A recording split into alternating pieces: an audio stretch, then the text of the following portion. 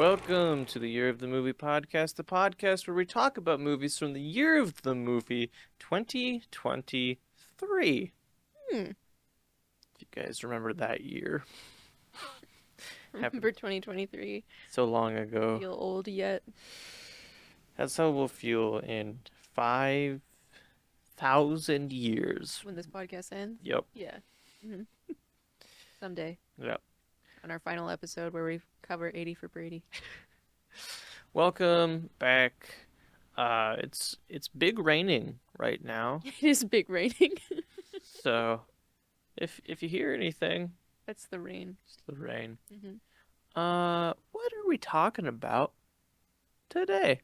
We're talking about the movie Robots, and I Not know what you're thinking. not the Ewan McGregor. Not the classic from the other year, the movie 2005. It's the year of the movie because Robots came out. We're talking about 2023's Robots. Yes, everyone's favorite robots. Everyone's robots. Why do we start this podcast? We started this podcast because 2023 was kind of a goofy year for movies. Yeah, you could say that. Had a lot of silly movies. Mm-hmm. Had a lot of pandemic. Not related, but like Pandemic approved movies. that's the one. A lot of movies got the green light during 2020 when everyone was just like, sure, yeah, Yeah. let's make this. And then they all came out. And now we deal with those consequences. Yep. If you like this podcast that we make dealing with those consequences, then you could consider supporting us on Patreon, rating and reviewing us wherever you get your podcasts. That helps a lot. And or following us on Instagram. And leave Almost- comments. Yeah. Got questions? You got thoughts? Let us know. We'll Yeah. talk about it in our other podcast, Virtual House Sessions. Hey, do you have thoughts on 2023's Robots or 2005's Robots? Either one. Yeah. Do you have thoughts about anything Do you have thoughts on robots? on ravioli? Do androids dream of electric sheep? Is ravioli good? Let us know, and we'll talk about it on a different We're podcast. open to discussion. All right. So 2023's Robots. Yeah. The synopsis is Charles is a womanizer while Elaine is a gold digger. The duo learn humanity when forced to team up and pursue robot doubles of themselves.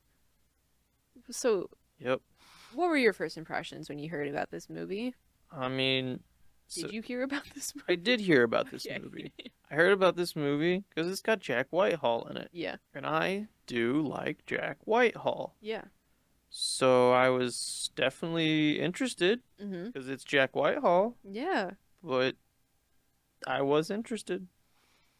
What were your impressions? Did you hear about this movie? I vaguely remember hearing about this movie also because I like Jack Whitehall and I think it was like oh, Yeah.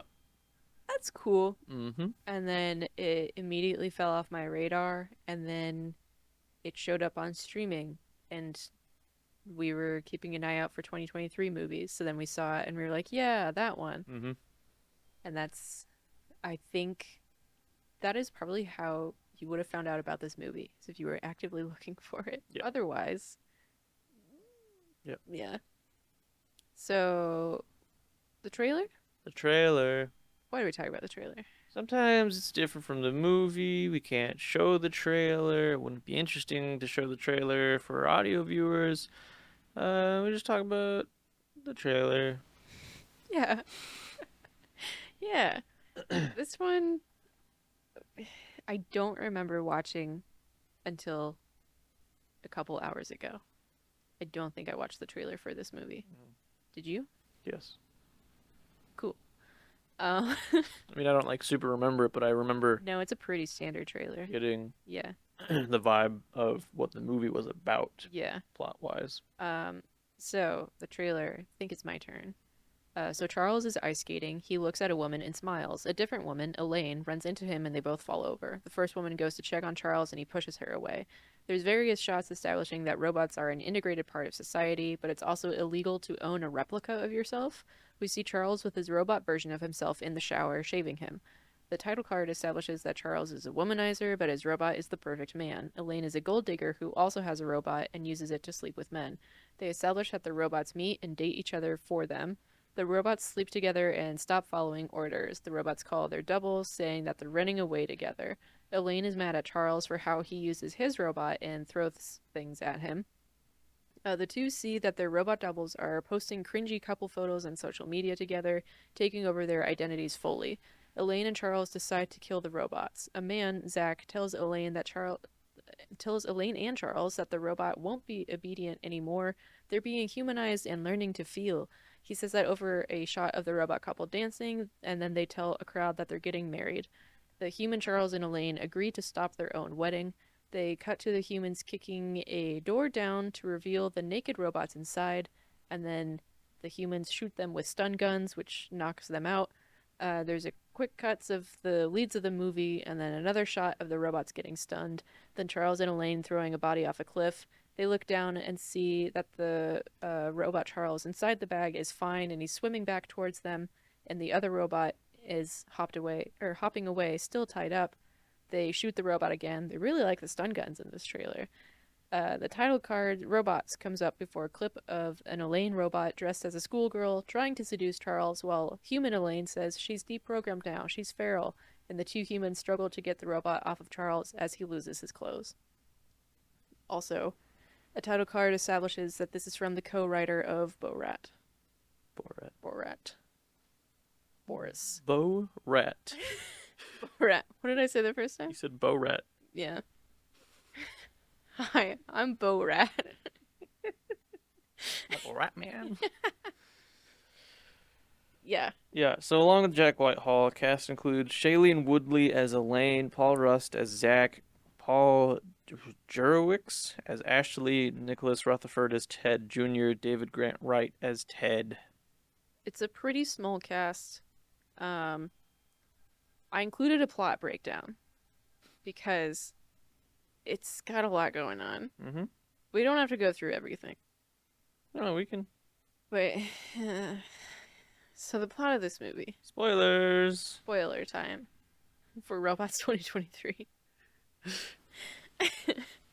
So, the year is 2034 and robots exist, and they were made like a decade earlier to do the manual labor jobs that no one else wants to do. In probably the most tonally dissonant scene that you could possibly start a movie off with, considering what the rest of the movie does.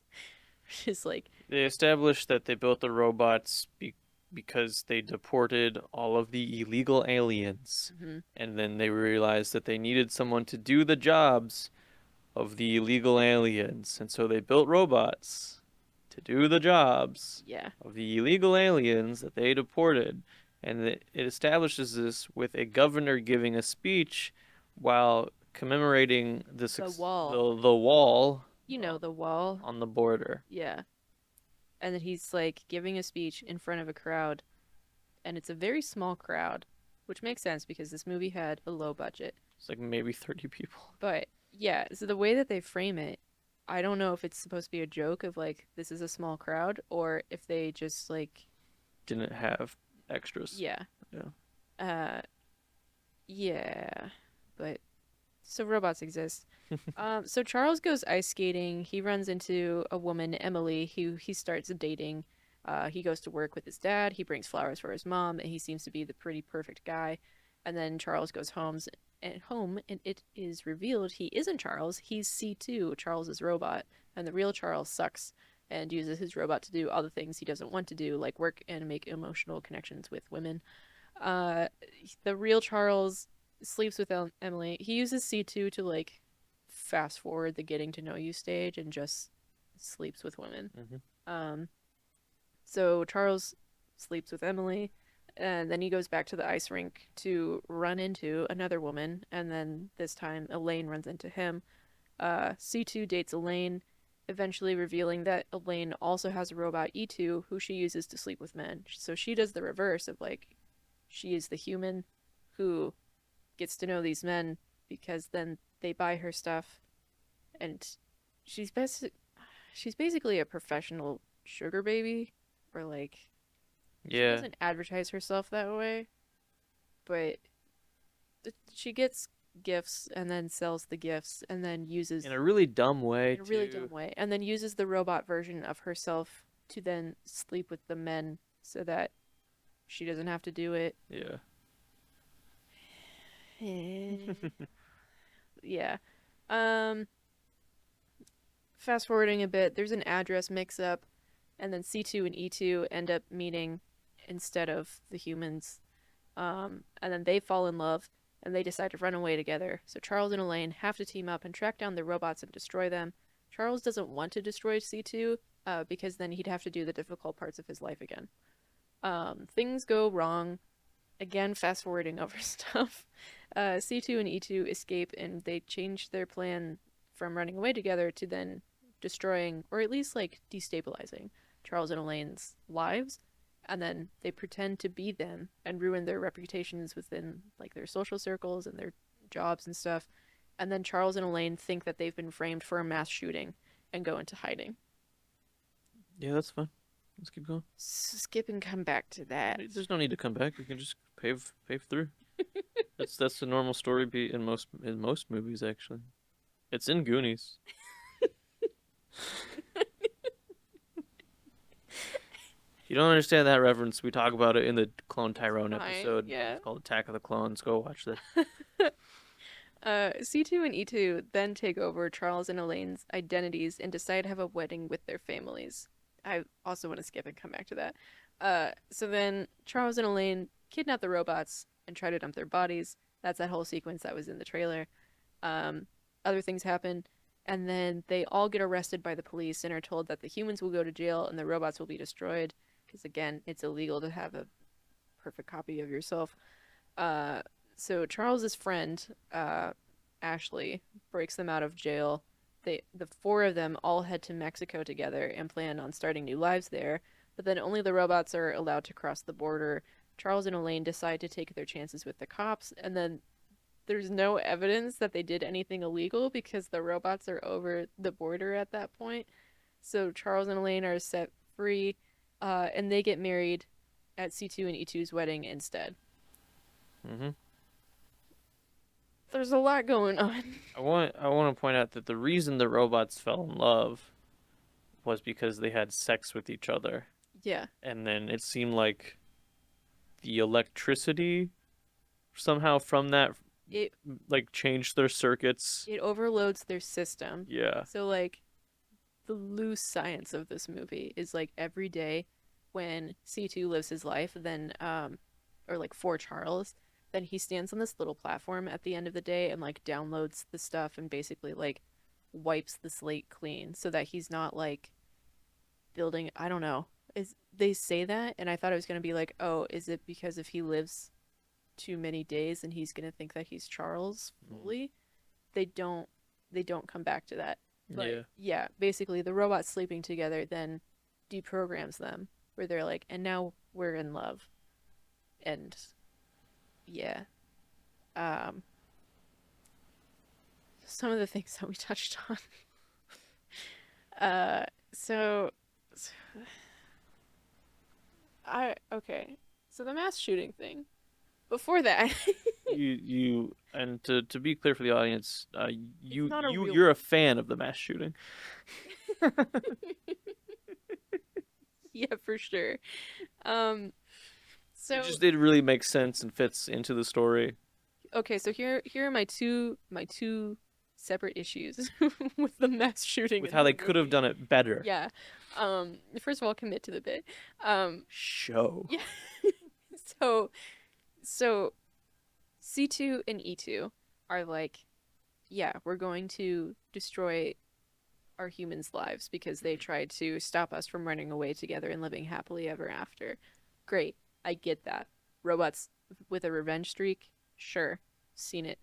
Uh but then they do the stuff of like C2 goes into Charles's office and he's seen on security cameras like stealing a bunch of money from people. He's peeing in like people's offices and stuff.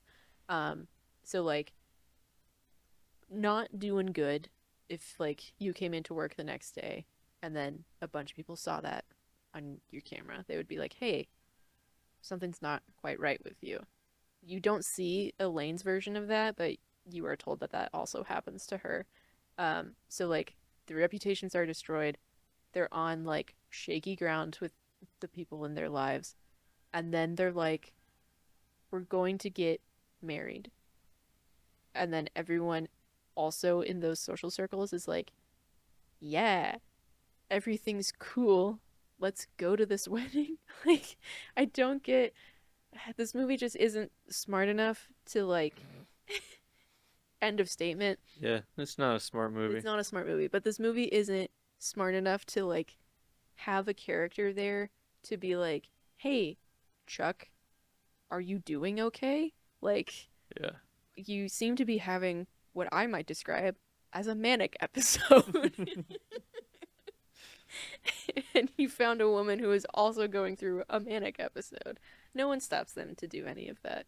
So during this process of like the destroying their lives and like stealing their money and everything like that, then the robots send a text message saying, because like Charles and Elaine are basically like, our only hope is if they decide to go to Mexico, and then like we can just go back to our lives and not have to worry about them anymore.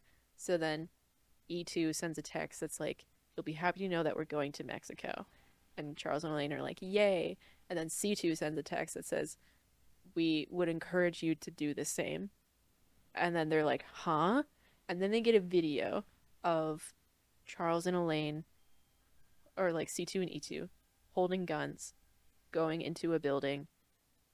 Like, it's supposed to be like Elaine's perspective, or E2 like is on the phone like filming it.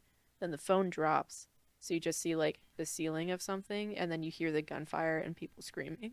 And then Charles and Elaine are like, "Oh my god, we've been framed for a mass shooting. We need to hide out in the mountains." They do that. They bond. Whatever. Let's And talk about them bonding real quick. yeah, let's talk about them bonding real quick. So when Charles and Elaine like actually meet each other, they do not like each other Because they're bad because people. they're bad people. And then they're continuing to be bad people, and they're hiding out in this cabin in the mountain, and like they have this giant argument. Because Elaine is doing everything and Charles doesn't know how to like. He's a man baby. Yeah. Yeah. And then the moment that they bond and you start to get that switch of, oh, we actually like each We have other, common ground. is because he brought out a bottle of bourbon. That's And literally all it and was. then she takes it from him and she starts drinking instead. And then you just get the montage of like them getting drunk and like having a good time together. So like that was another thing that stuck out to me is like when you do have that moment of like, we're not so different, you and I, like that kind of thing, then normally you have like a thing, even if it's a loose thing of like, we both like race cars. Like that's still a thing that's established through dialogue normally, or some you get something. This was the lazy choice of let's have it in a montage. Hmm. So you never like, besides the fact that they both suck, there's nothing. It's just all of a sudden they are friends now and they Yeah. like each other. Yeah.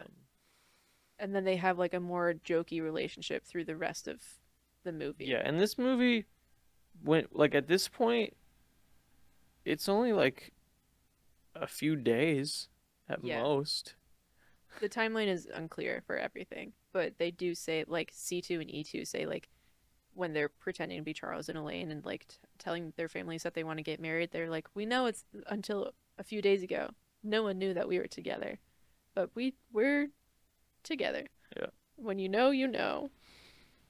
Whatever they said to be like Teehee robot reference, like we were hardwired to be a couple or something like Yeah. that. Yeah. So they hide out in the mountains, and then Charles has a really distinctive car, and then he's like, "I'll paint it, so that and it'll fool the cops, and they won't know, Yeah. and we're just gonna drive to That Mexico." makes sense. Yeah, we're gonna drive to Mexico, and so he paints the car. They get pulled over by the cops because the paint is covering the taillights of the car, and the cops he pulls them over. They give their IDs, and then you think they're going to be arrested for, the mass shooting, and he's like, just wipe the paint off your taillights or something like that, and he gives their stuff back and goes back to his car. So then they decide to Google mass shooting, Yeah. and nothing comes up. And then they watch the video again, and they're like, "Oh my god, it was faked." Like they point out different things. Charles plays video games, so he's like, "I know that that's semi-automatic gunfire, and that's an Yeah. automatic gun or something like that." And then, so they didn't do the mass shooting. Hooray! Uh-huh. That's good. But yes, it's good. No, I'm saying it's good commentary. Oh. It's really well done. Mm, It really there's a message in this film. society. Woo! Co-writer of Borat, clearly not the good one.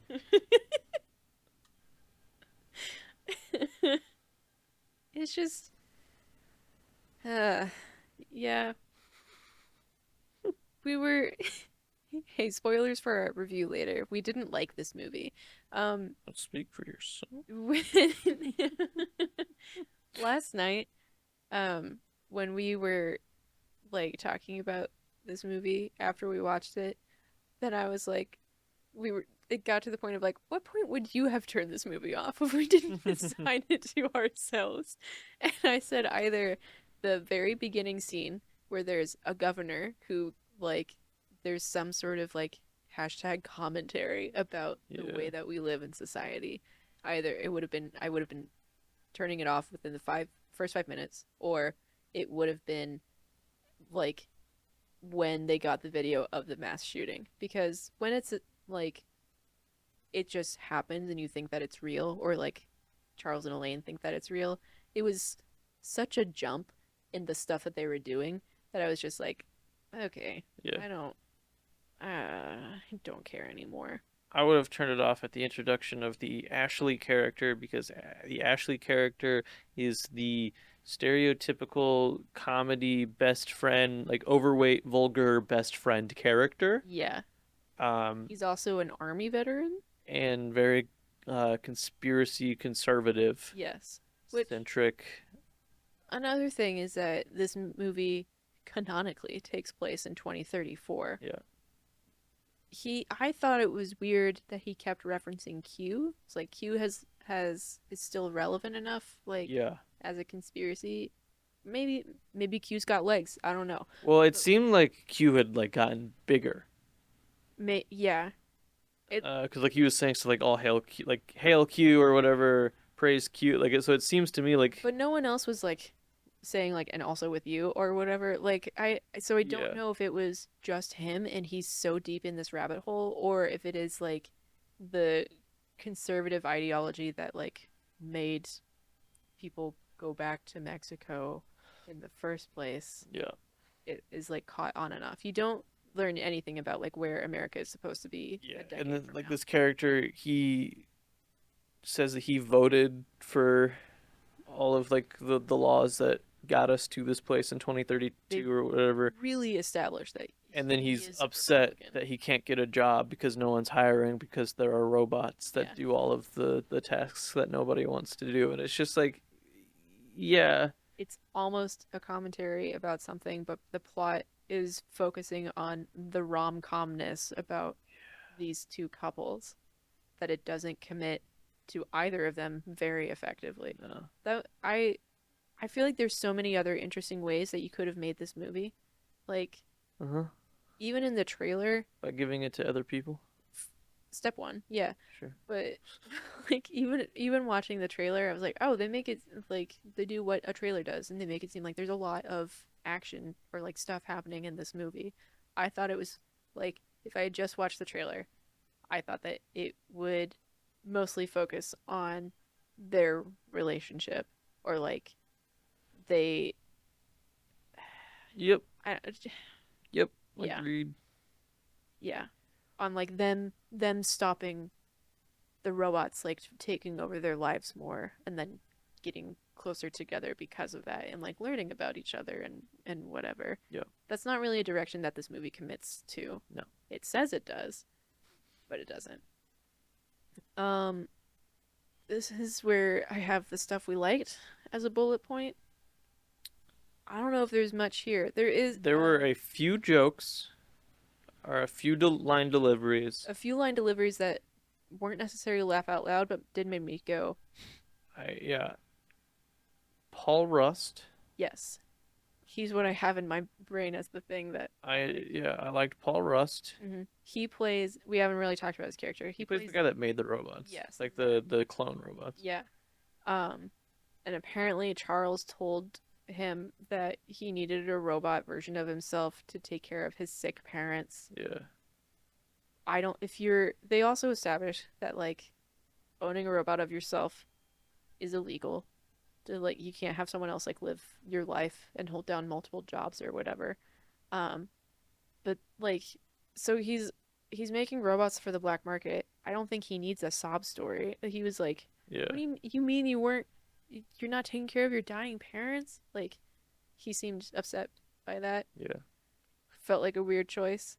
When you meet this character though, he opens the door and like he's Holding a gun. holding a gun and he's just like, ah, shoot. Yeah. And he's just like really upset and like he's just walking around with like a full gut like giant Yeah. pistol Like and he's gesturing with and it. he's just like, what are you doing? And it's Yeah. just very goofy and they don't really establish.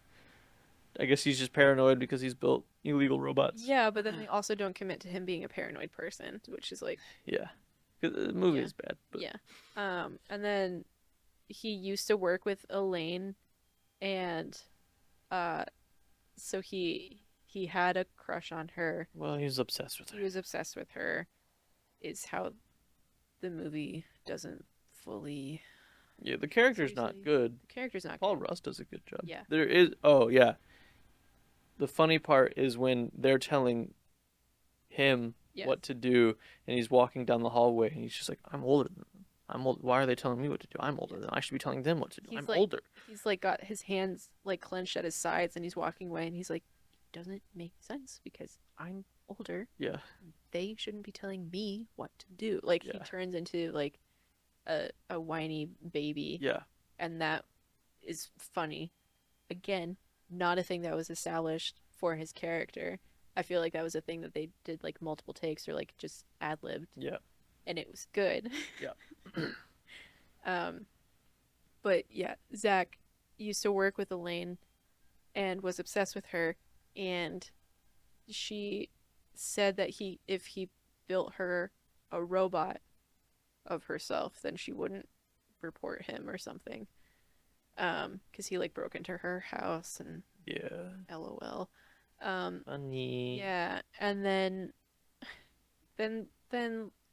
later on into the movie, they go back to Zach's house, and they're trying to trick C2 into thinking that E2 is no longer attracted to him and is attracted to Charles now, and she's been reprogrammed.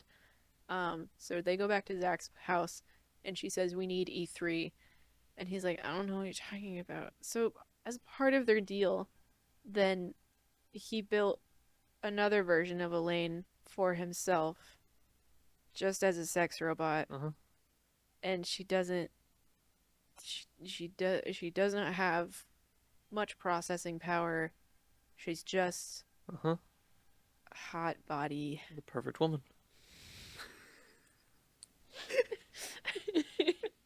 This is very different from your opinion on Poor Things.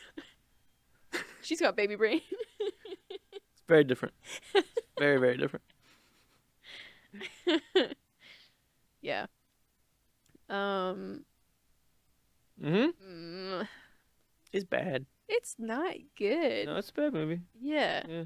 I think, okay, so again, we thought about watching The Last Voyage of the Demeter. Wasn't feeling it. So we were looking for a dumb, tight 90. Yeah, we were like, what's something that's like gonna be more lighthearted? That's a 2023 movie, so we could do something for this podcast, and then is also, short, so that we can dedicate less time to this right now. Mhm.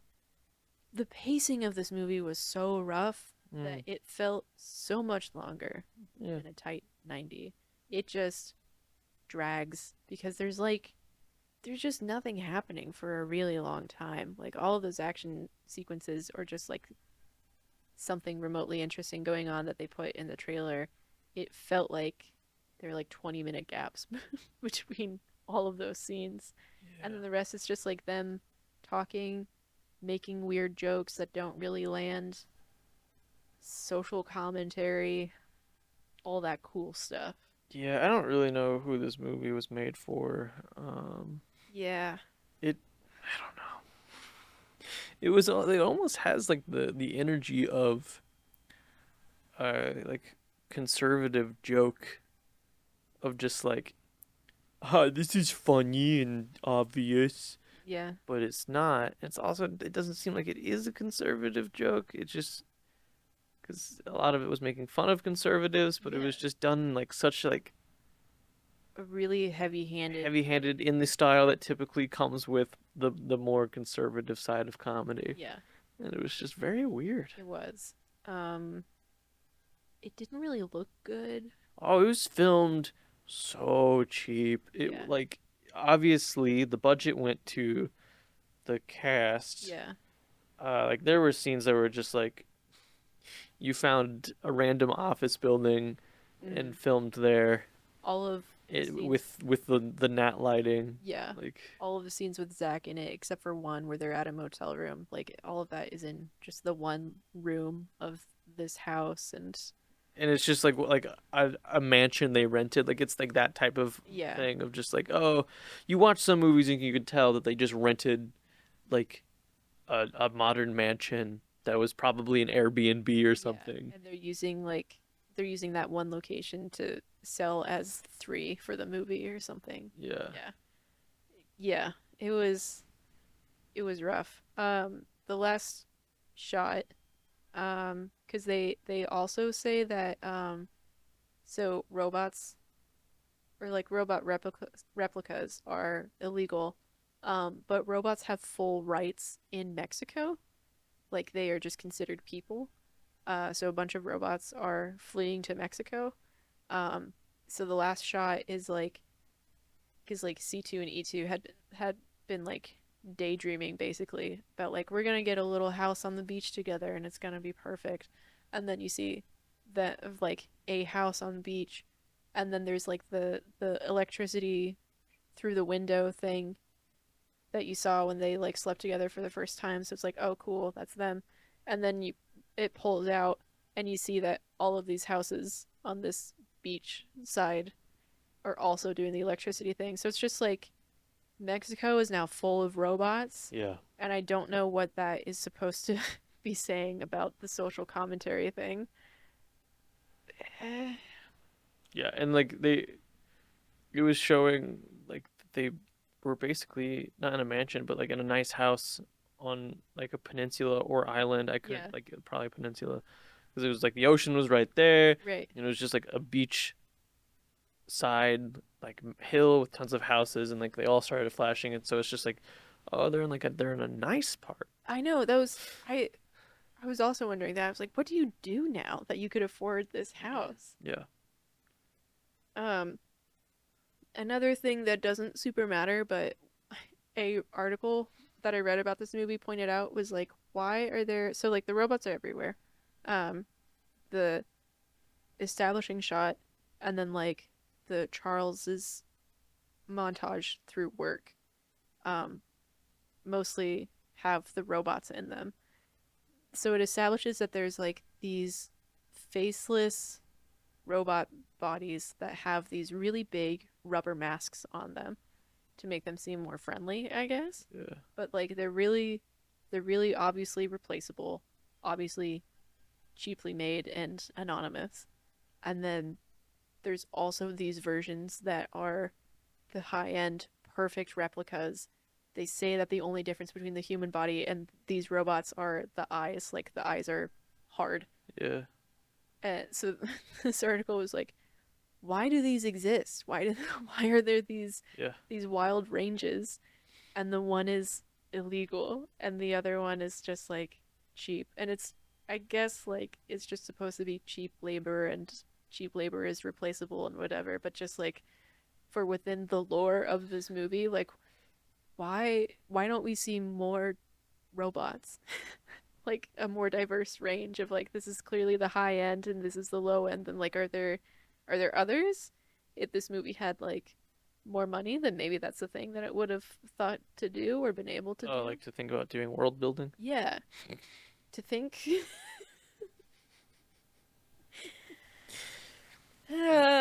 Or you speak. Yeah. Anyway, Production facts? production facts. Yeah, there's not really much else to say about this movie. I feel like when we decided to do a podcast about a specific year and the movies within that year, and it was like, yeah, obviously they're not gonna all be Oscar winners or like peak cinema, Yeah. but like have Cocaine Bear, which clearly knows what it is, and you can appreciate like the good elements of that. Yeah. This is just like I can take Cocaine Bear a little more seriously to talk about it. This is just like I just gotta you gotta dunk on it. Yeah, it feels like a first draft of a movie. Yeah, And a movie shouldn't be a first draft. That's not really how making movies work. it The feels like script should have been um, drastically changed. it feels like this is a capstone project for like a film student, Yeah. and the And not a good one. the school put some money behind it. Yeah. Yeah, and not a good one. Okay, production facts. It was released May 19th, 2023 in the US. It had a simultaneous theatrical and on-demand release. It has an hour and 33-minute runtime and it's rated R. Feels so much longer than that. Um, it's got an 18% on Rotten Tomatoes with a 39% audience score and then a 5.1 out of 10 from Metacritic users. So like Metacritic critic reviews are out of 100, but if you're just like a person on there, then it's out of 10. Um, in an article that was honestly a little bit pretentious but very thorough, called In Review Online, um, says there's no reason why any of this matters beyond seeing our two real millennials air and bounce back, almost as cathartic reflection of our ideally more palatable selves, coping with the perils and pleasures of artificial postmodernity. Perhaps it's a little harsh to rag on a perfectly serviceable streaming flick, the kind that kids may vibe to, sans the sex part, but a counterpart to this is the film's context of production, with a budget of $21 million, which is not Russo level, but tons more than what many better films receive.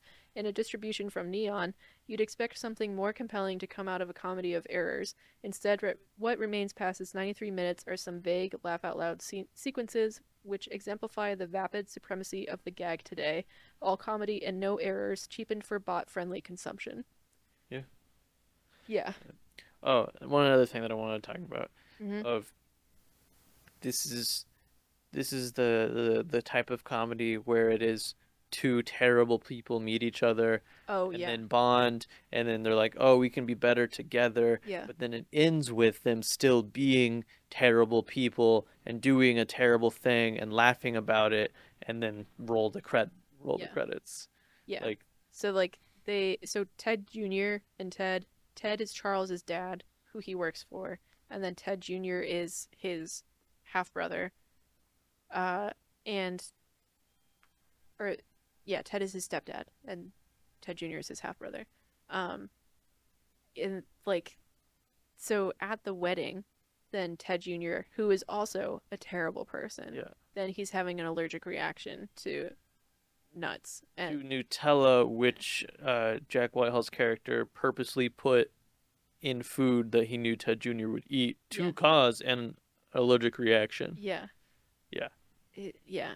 So the other thing we haven't mentioned is that Jack Whitehall is British this entire time. Yes.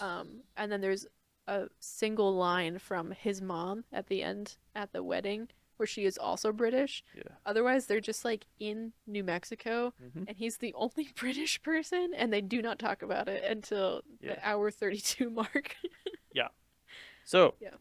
was this movie a success? So, like that article said, this is also the only place that I've been able to find anything mentioning a budget. It says it was $21 million, which again is not outrageous, but is millions. Um, at the box office, it has earned at least 200,105 dollars. But that number is just from Russia and Lithuania. Uh, Right? I can't find U.S. Box office numbers. I because like apparently it had a theatrical release, but I'm gonna assume it's a very limited theatrical Yeah, I think release. it was. Yeah. Um. So no, I don't think so. Shocking. Yeah. Um. Production timeline. It's very short. The film was announced sometime around 2020. Filming occurred in New Mexico 2021, and then Neon acquired the U.S. distribution rights of April 2023. So, you know, Yeah. you're in, you're out. Um, How many awards did it win? no. Um, Hi. yeah. Oh, another thing that I was gonna say that I was thinking of when you were talking about Ted Jr. Um, Another direction that I thought that this movie would go in, like the like yeah, two bad people learn to be a little less bad together. I thought another direction that it would go was like human Charles, or both of them, but it mostly focuses on Charles, then like would have to become a better person or become a better human by mimicking his robot. And that was the thing that they almost set up at one point, but Yeah. then again does not follow through on. And that could have also been an interesting version of this movie. Anyway, it's based on the 1973 short story The Robot Who Looked Like Me by Robert Sheckley. I have not read this short story, but it's apparently about a man who builds a robot version of himself to give him more free time. Um, seems more straightforward than this. Yep. um, it is co-written and co-directed by Casper Christensen and Anthony Hines. Casper is known for a Danish show called Clown, which is apparently pretty successful, and it's been like everything on his IMDb is like Clown the franchise. Yeah. Um, and then Anthony Hines is known for Borat, Bruno, the Ali G show, and most things Sacha Baron Cohen in various capacities as like writer, producer.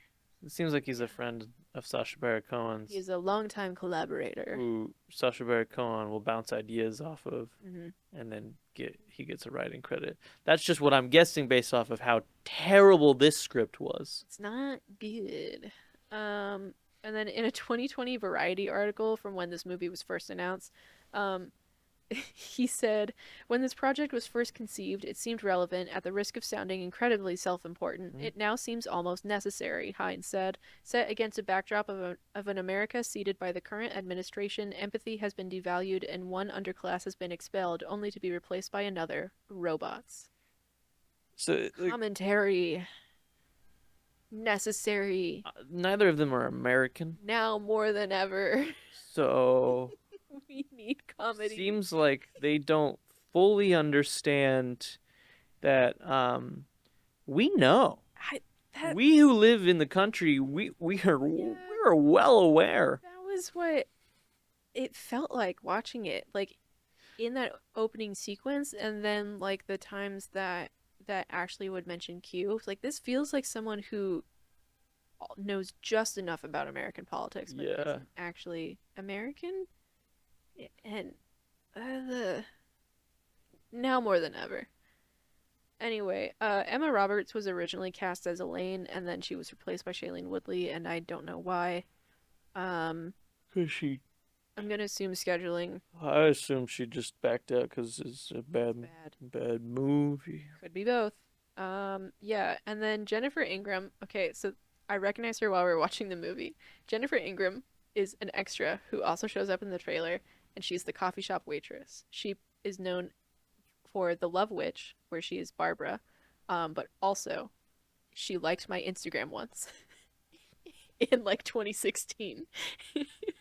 So I just know who she is because Jennifer Ingram from The Love Witch liked my post on Instagram one time. Why did she do that? I don't know, but it was like it was a shot from a class project where there was a camera in it. I didn't hashtag anything, so she just like saw that there was a camera in a post and liked it. I don't know if it was intentional or what, but I Yeah. followed her on Instagram for a very long time just because of that. And Goofy. also I wanted to watch The Love Witch, so I was like I it was a weird coincidence where like I had just been reading about it. I posted that thing and then she liked it and I was like, "Why do I know this name?" It's because I just read an article about her. Anyway, Jennifer's in this movie. Ooh. Good for her. You deserve better. Ratings? Ratings. We have a rating system out of 4 with 5 options. 0 out of 4 is meet more more. This movie was a malfunction. Oh, I thought you were gonna do like a binary thing, but it's all just zeros. 1 out of 4 is that is a movie. Mm. 2 out of 4 is well made. 3 out of 4 is enjoyable and kind of technically good. And 4 is Oscar worthy. I gave it, I think, our first. No? Mm-mm. What was the other one? Did Well, so you gave it a 0. I gave it a 0. Have I said this before? I feel What? like maybe I said that I thought it was our first. What other film did I give a 0? So, um, it might be your first 0 actually. I think it's my first. Okay. Yeah, it's It's your first 0. I gave a 0 to Old Dads. Oh yeah, I gave that one. Um, Which which is why I'm debating my score. Because I'm like, is this worse than Old Dads? I think it is. I gave it a 1 purely because Jack Whitehall is there. And he has some good deliveries. No, I think this is definitely worse than Old Dads I- because Old Dads at least understands joke structure. That's unfortunately true. Yeah. Bill has done this before. Mm-hmm. Hmm. Then I think this is our first 0. Yeah, our first like averaged 0. Average 0. Yeah. Yep. Yeah. Jack couldn't save it. Nope. Sorry, Jack. Why'd you do this movie? Like, I mean, the paycheck, sure, but like, was it worth it, Yeah. Jack? Riddle Was me it? this, Jack. So, that's robots. That's robots, and as always, we like to talk about other things we've watched recently. Hmm. And the only other movie that we've watched recently was Love Lies Bleeding, Yeah. the Kristen Stewart, Katie O'Brien. Katie O'Brien lesbian bodybuilding movie. Yeah. We saw it in theaters. Saw it in theaters. It was us and one other man who kept walking out and walking back in, and then eventually he did not come back in. Yeah. I'll say this: Yeah. it's not a movie I would watch. I don't know. I don't know if you were necessarily target audience. I can get into lesbians as much as the next guy. Brave of you to say. Yeah. Yeah, sure. I'm not a lesbian, Yeah. but the premise of what I thought the movie was going to be Yeah. and what I think still could be a cool movie is very different than what the movie was. Because the focus of the movie was less about the bodybuilding Yeah. and more about family crime drama. Surreal. Yeah. Yeah. I think I read more about this movie than you did, so I knew more about it going in. Yeah. And I knew that it was like a lot of tension, a lot of like a slightly toxic relationship between the two people, Uh-huh. and then also family drama going on. Yeah. Um, I think that's all stuff that makes sense to me yeah. in a movie that takes place in the 80s Hmm. is about a lesbian relationship and a woman bodybuilder. Hmm. That's all stuff on the surface. Sure. Yeah. Toxic relationship. Yeah, you're going to get angry. You're on steroids. Yeah. Family drama. Sure. Sure. You're lesbian in the 80s. That's fine. But it's all of the crime, like underring the crime Yeah. world and all of the murder. This is another movie that, because like, I agree, I wasn't fully satisfied with it either. This is like Robots is another movie that didn't really pay attention to world building. Yes. Um, because like this is also New Mexico, Arizona, Hmm. somewhere. Wow, these movies are so connected. They're They're all like the they're Goonies. all like the Goonies too. There's family conflict in all three. Mm-hmm.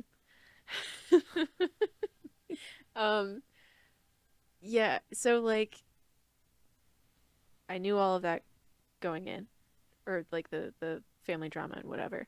This movie doesn't really establish like how or like what exactly. It only alludes to the crimes that Kristen Stewart's dad is doing, and then like he's doing like gun smuggling and Yeah. he's bribing the police and he's killed people, and Kristen Stewart like was helping him with his criminal empire for a while and then stopped for reasons.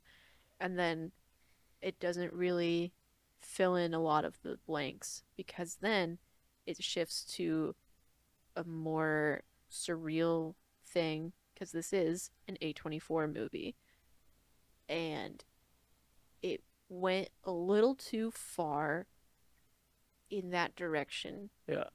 because like the other thing is that I saw this movie get compared to Bound a lot, which is I'm gonna look up the date, but it's a Wachowski sister, 1996, Jennifer Tilly and Gina Gershon, lesbian, uh, crime movie. Um, I think Bound is more effective because it stays grounded in reality the entire time. Love Lies Bleeding does not, and it's a newer movie, so I don't know how much spoilers we really want to give more Yeah, than not much already. more. But specifically the last 10 minutes is where it's like, Yeah, it's brutal. what's happening? Yeah. Yeah.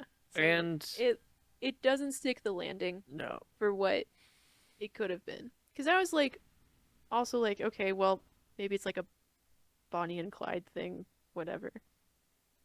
It's not. Nope.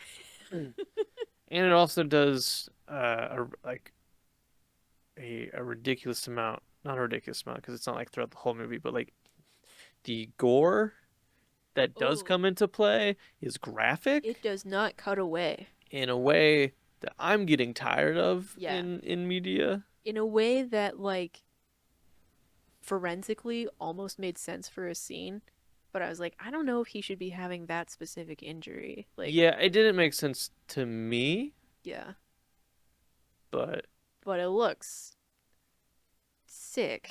yeah. But I don't know. It was just like, eh, Yeah, yeah. meh. I had higher expectations than what it delivered on. Yeah. I still think it's like cool visuals. I'm a fan. It was shot really well. Yeah, I'm a fan of Katie O'Brien, Kristen Stewart, Hmm. obviously.